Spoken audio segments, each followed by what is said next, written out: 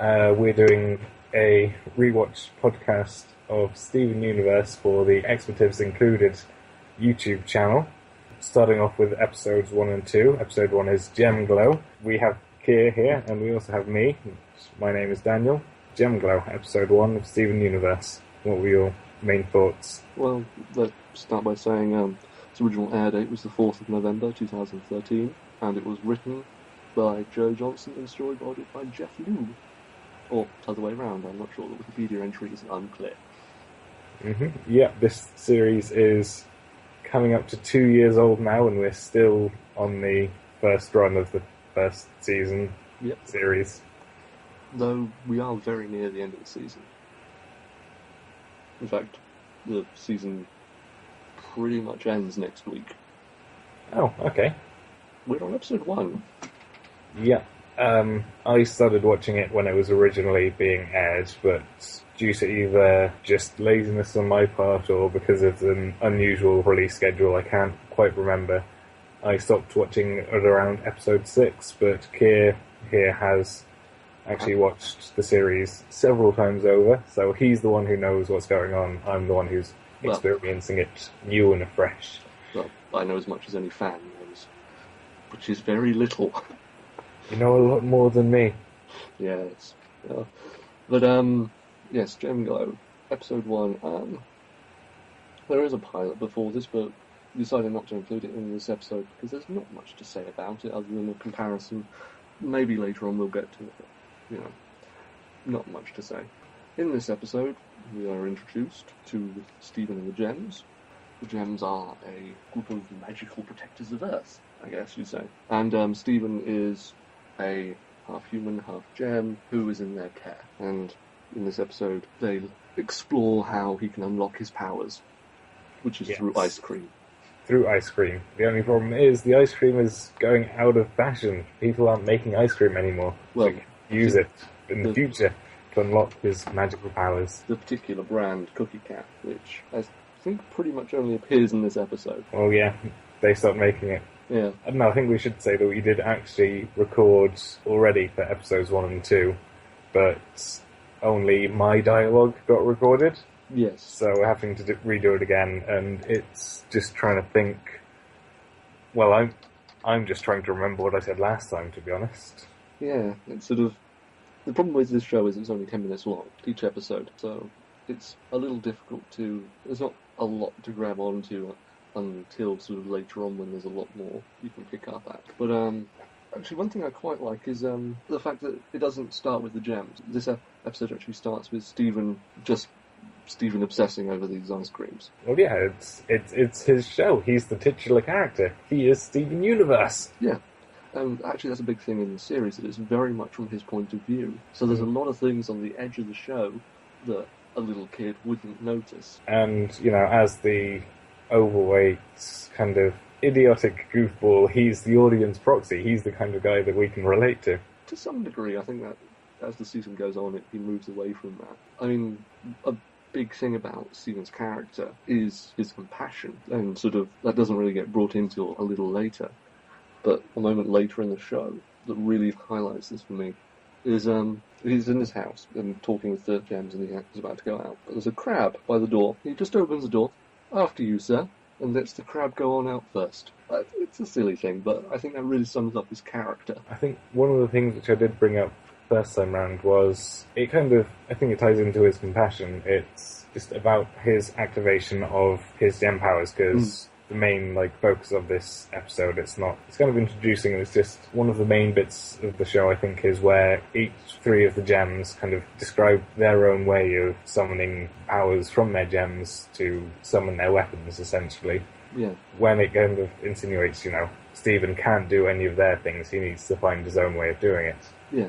And he does it when he's eating the ice cream, which makes him believe that it's ice cream that's doing it. But it's just kind of his gratitude and his love for the gems, who have just kind of gone out of their way to make sure that he has a full supply of them because they've stopped being made. And it's, I don't know, I don't want to say losing himself, it's just his love for his friends, his love for what they've done for him, and kind of his love for Cookie Cat. Yeah. It was a delicious treat for your tummy from outer space. Yeah, and you're quite right in that. And it's sort of, at this early stage in the series, it's sort of, that kind of act from the Gems really seems like something they wouldn't do, because their relationship hasn't developed very far. He's just a little kid who they live with. They care for him, but they don't quite understand how and what he needs. So I think also, I'm not sure on this, but I think that, going on to episode 3, just skipping ahead a bit, Pearl says, it wasn't like this 100 years ago. Yeah. Which kind of makes me think you can maybe confirm or deny this. They're actually hundreds of years old, if not thousands. And so the idea of, I'm not sure how they kind of reproduce. I mean, it's said in Laser-like Canon episode 2 that Rose Quartz gave up her physical form so that Stephen could be born. So do they have children with the Gems, or is... That's very much up in the air in the community at the moment. That's very much tied into a later episode called On the Run, and that's really dealing with Amethyst's background. Cool, so we get into that a little bit later. Yeah, but it is sort of canon that the Gems have existed for hundreds, if not thousands of years. So yeah, they don't really understand humans, and Stephen, while a likeable little kid, would be a shock for them, I think. So in this episode, it starts out with Stephen at the Big Donut with Lars and Sadie, who run this shop. Lars is a Joe. And Sadie is desperately in love with Lars. Two pretty good human characters. The supporting cast of the show is very strong. Yeah, something which you did say last time was that apparently there are no characters who are just background decoration. If there's someone who we see in the background, then they're fleshed out as a character. There's a couple of incidental speaking parts here and there, and there's one or two sort of Easter egg characters who will probably get a role later on. A big one is a gentleman by the name of Suitcase Sam, who's just a dour guy in a suit with a suitcase. But he's got a name, and it sounds like he's got, And he's got fans, but he's seen interacting, and the world is kind of fleshed out. But very few of there are very few background characters who are just background characters. And Stephen will probably interact with them at some point. And even, in brief things that, like, as we'll get onto in episode 3, there's an incidental character there who's fleshed out more than you'd normally get. Stephen gets the ice cream freezer of Cookie Cats because Sadie takes pity on him, which is basically most of their interaction in the series. Yeah, well, Stephen kind of hugs and kisses the freezer. Yeah, what else is she supposed to do? True, he's a very emotional kid. Soaring heights at great depths, as the saying goes. So he takes his freezer and goes home to his scenic temple-side abode, I guess. Which, I love the design of the temple, by the way. It's in the side of a hill, carved out of the side of a hill. Has a lighthouse on the top, and it's a, I think, 8-limbed sort of woman in a sort of almost Buddha-like pose. Yeah. It's got this little wooden beach shack on the front. I can't remember if it was 8 limbs. That's not something which I picked up on, maybe. I've got it as my background, so I'm looking at it now. Okay, so you know better than that. One of the nice little details that is the ending credits to every show is one of the hands is poised in such a way that can be stood on, presumably. And it's got washing machine on it, and that's where they hang Stephen's laundry. It's a cute little thing. So he returns home, and his house is infested with centipede creatures, which the Gems are battling. And he thinks they're super cool and wants to keep them, until they spit acid at him. Yeah, then he is sensible enough to go, this would cause a lot of property damage. No. Our insurance would go way up. I doubt he has insurance. But I think that's a good... that first interaction between him and the Gems is quite atypical of their early relationship. They have Stephen there because they have him, but he has to get away and let them do their thing. Which admittedly is pretty badass. It's a good fight scene. Yeah, and they're all... Well, it's kind of fun in the sense that they're just kind of talking to Stephen and Stephen's talking to them as if it's just... a thing that happens. Everyday and mundane. It's like, hello Stephen, neck snap. Oh yeah, that bit with Garnet where she just ice cool break into. But then that's Garnet's character. I guess this is a good place to actually introduce the Gems. As we said, there's 3 of them. Garnet, Amethyst, and Pearl. I'm Stephen. But when do you begin? How do you describe the 3 of them? Amethyst was the purple one. The short one, yeah. Yeah. She's a very fun, jovial character. I quite like her, but I think Pearl is probably my favourite just because I like she's very elegant, she's... very precise. Yes. She sort of fights with ballet maneuvers and it does fencing and that kind of thing. And as we see in episode 4, she has a large collection of swords. Well, doesn't everyone? I don't.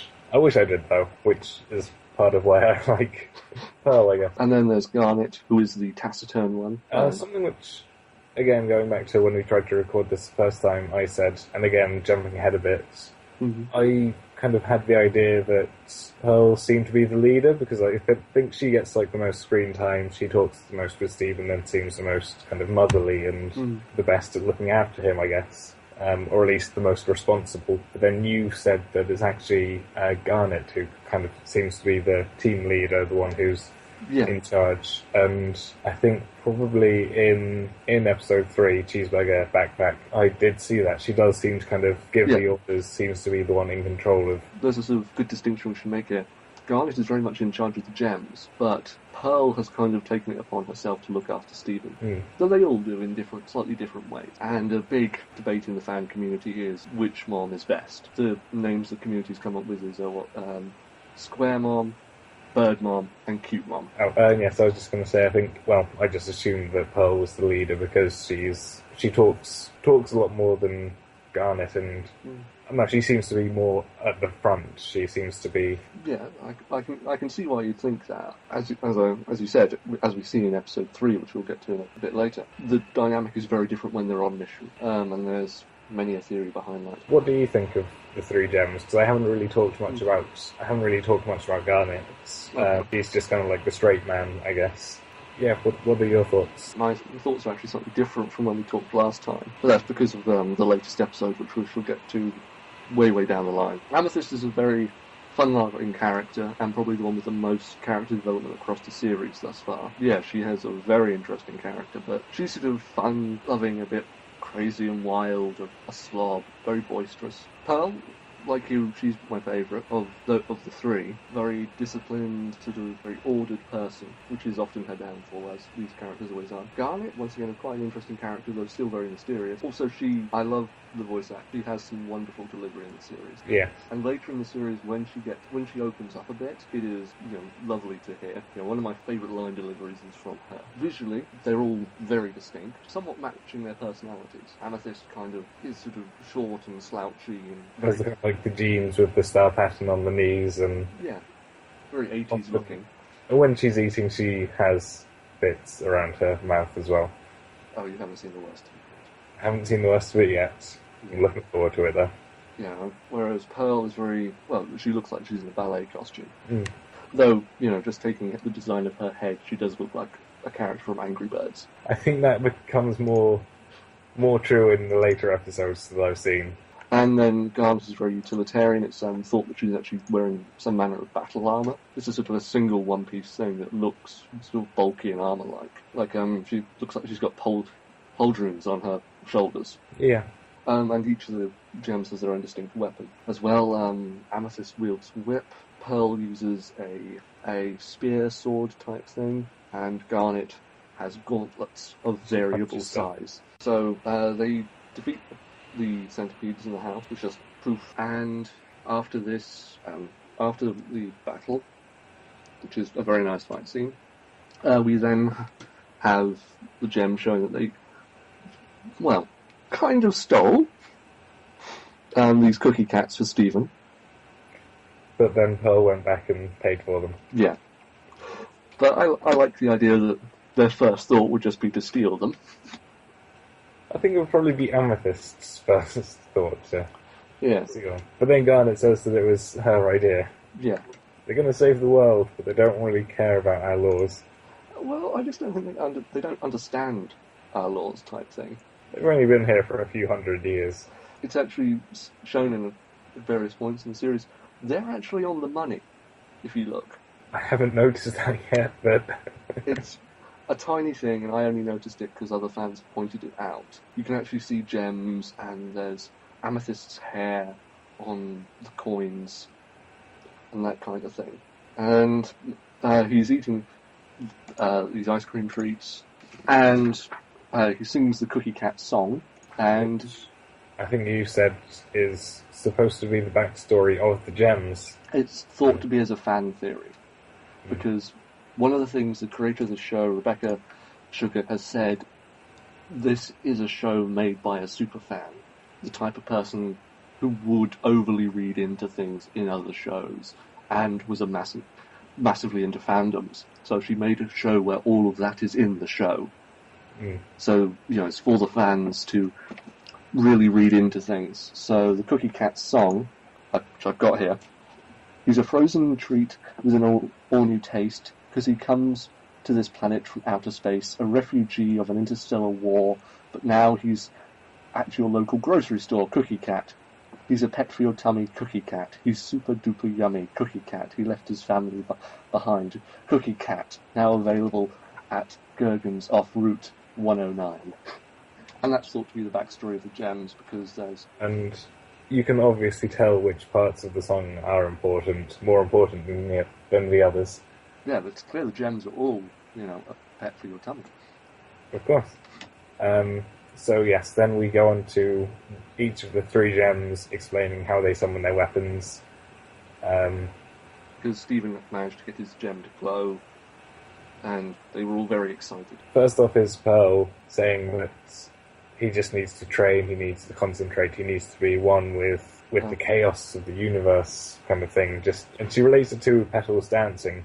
It seems random, but it's all entirely calculated, and it's something which you can learn to do yourself, to appear to be random, but to be like a dance, like synchronized words. It's like a ballet. Yeah. Which, of course, confuses Stephen utterly. Because, he's, I think, 8. I don't know, we don't know his age. Just like, what? He takes it to mean that he needs to learn how to dance like a tree. Yes. I think that's what he says.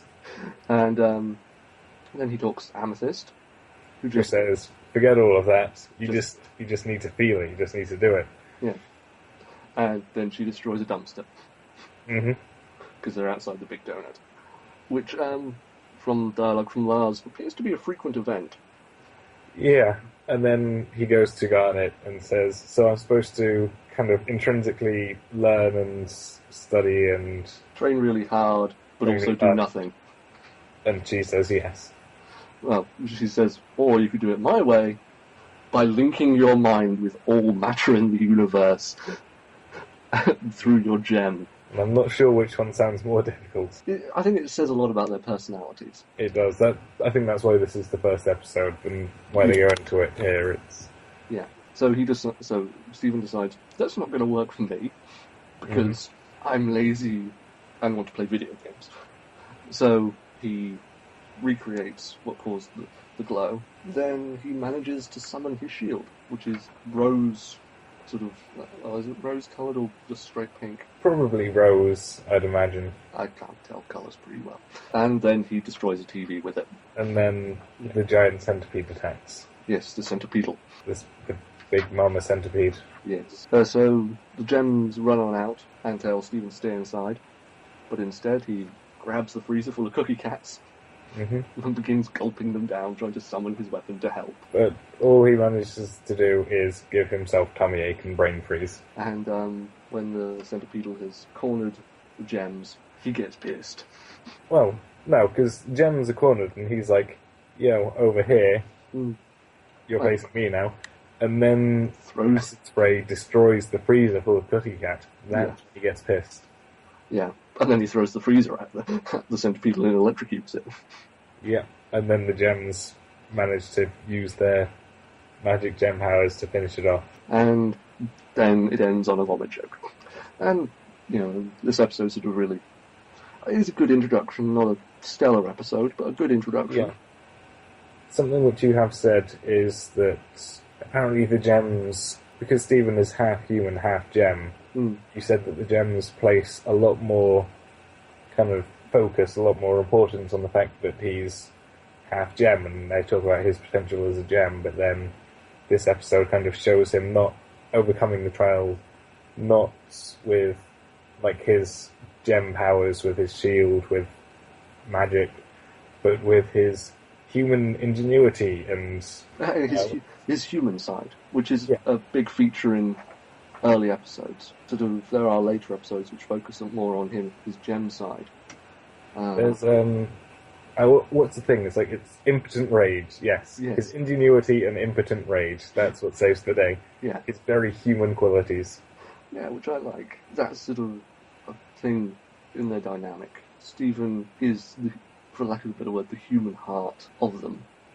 You know, the gems protect the Earth and protect humanity, but they don't have much contact with it, and they don't really care. It's their day job. Well, not even that. There's an episode later on where, in saving the day, they do destroy someone's business, and they just don't care. And it's up to Stephen to actually show them that, no, they might have done good with one thing, but they need to have concern about the human side. Anyway, moving on to episode 2, which also aired on November 4th, 2013. Moving swiftly on, yeah. This episode is Laser Light Cannon, written by Kat Morris and Rebecca Sugar. In this one, basically, they go to the fry place rather than the donut place. Yep. Get the leftover bits. Yep, to introduce the Fryman family. Mm-hmm. And they're introduced later. Further on, we do meet Fryman very quickly. And that's just his surname, Fryman. And then we get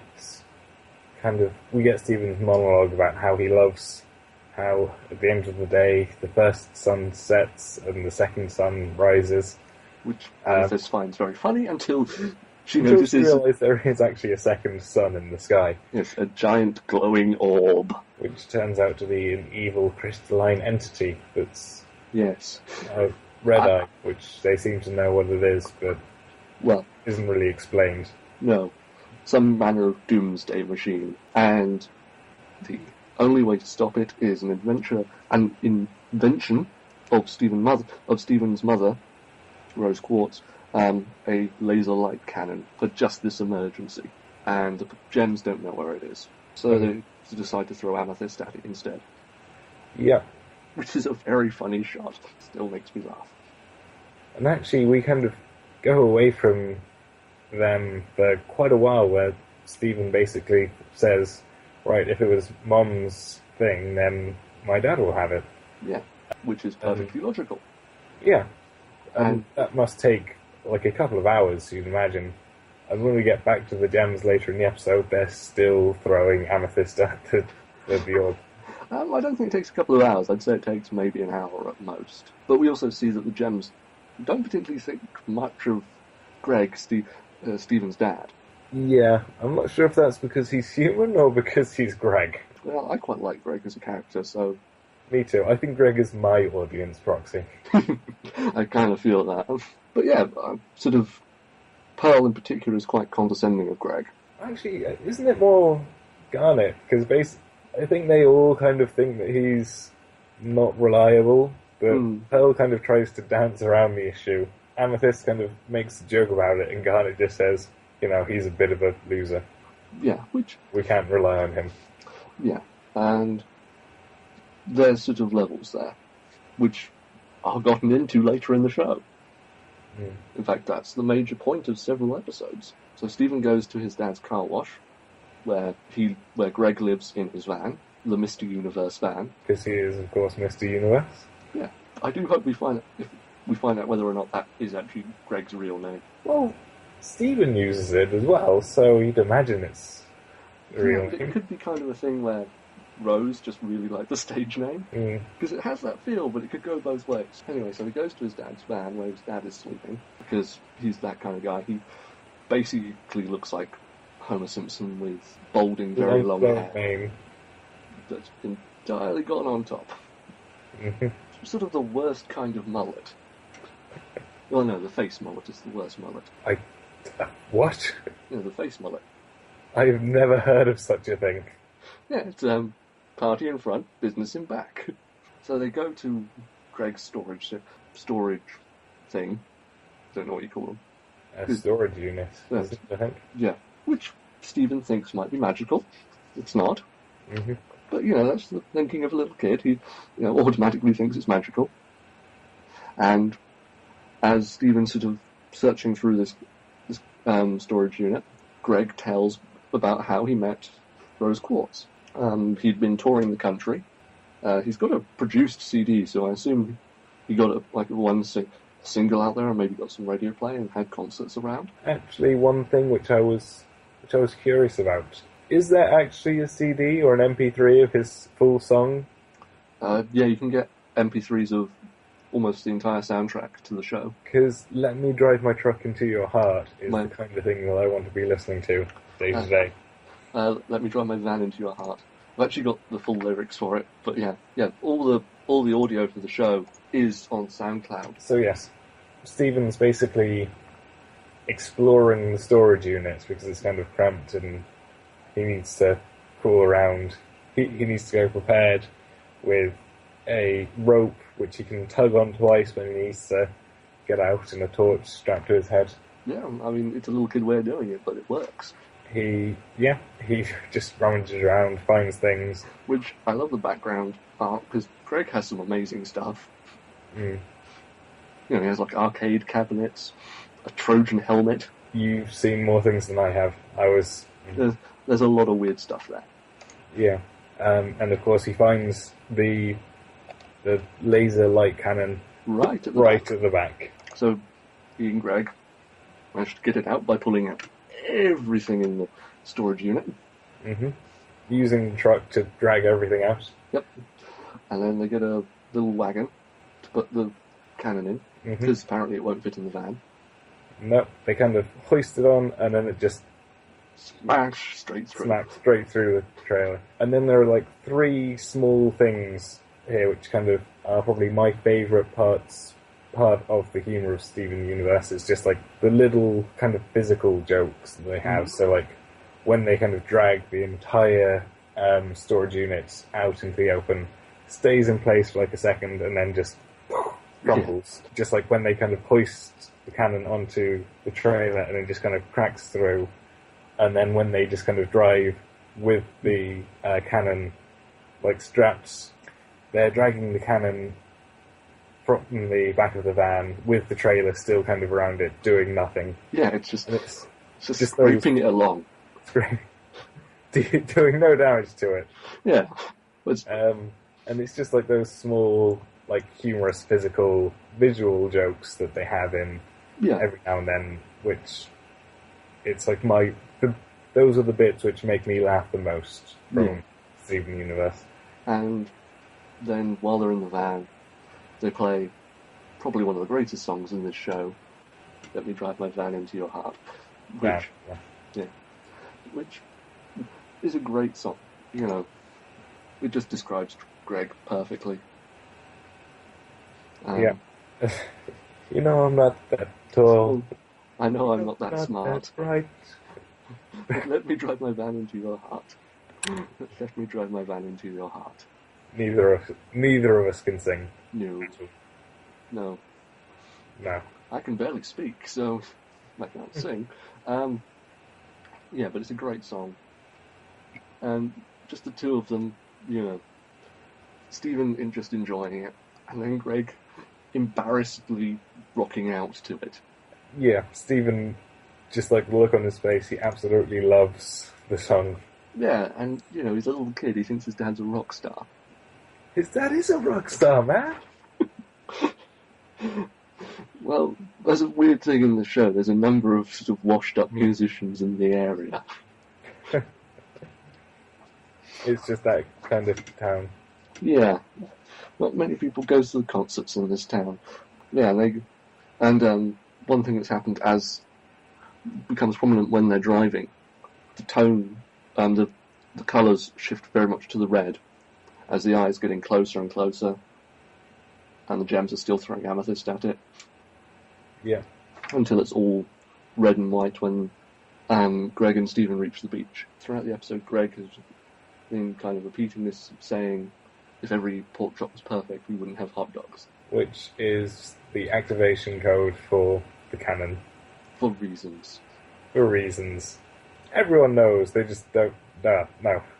Greg knows, or Stephen knows, but it's not talked about. Well, no, it's sort of said... He says it accidentally while standing next to the cannon. I mean, it's kind of set up as a thing he always says, but it's never said again in the series, which bugs me. Yeah. That's the one failing. sort of big failing of this episode is that's not a character thing ever done again. As long as there are like no events that happen that you can just kind of think to yourself, like, oh man, if only they had like some kind of laser kind of lights cannon thing that they could use to blow this thing up. I mean, we haven't seen anything like that. Well, no, it's not that. It's just I think Greg, as a character, should have kept that catchphrase. Mm. You know, there's lots of times when he could have used it and they didn't, which would have kept a nicer continuity. You know, maybe he sort of, oh, my catchphrase actually is the activation key for a destructive weapon. Maybe won't say that anymore. Who knows what else it might activate? But, you know, it wasn't the best catchphrase. I mean, if every pork chop was perfect, wouldn't have hot dogs. Yeah, but that's the cheesy kind of thing a dad says. Well, or at least television dads say. And then, well, they fire the cannon and destroy the red eye, and the laser looks beautiful. I mean, entirely superfluous beams, but, you know, looks beautiful. Yeah, all to do with the theatric. Well, I suppose, you know, if you're going to build a weapon of mass destruction, you might as well make it look pretty. Otherwise, you're just evil. Yeah. Otherwise, if it doesn't look nice, then it's just a tool for destruction. There's sort of, you see a figure like Rose shooting forth, and there's twirling, spraying vines around it, and that kind of thing. And it destroys the red eye, and Greg's van gets washed semi-out into the ocean. And then this episode, I think, also shows a lot of the love that Stephen has for people, like especially for his dad, even though they're not living together at the moment. Which is a thing that's discussed a lot. But you still feel a lot of love between the two characters. Yeah, it's actually one of the more genuine father-son relationships. I mean, I can't really think of another animated series that does such a good father-son relationship, with the possible exception of Bob's Burgers, but even then that's bordering on sitcom-y.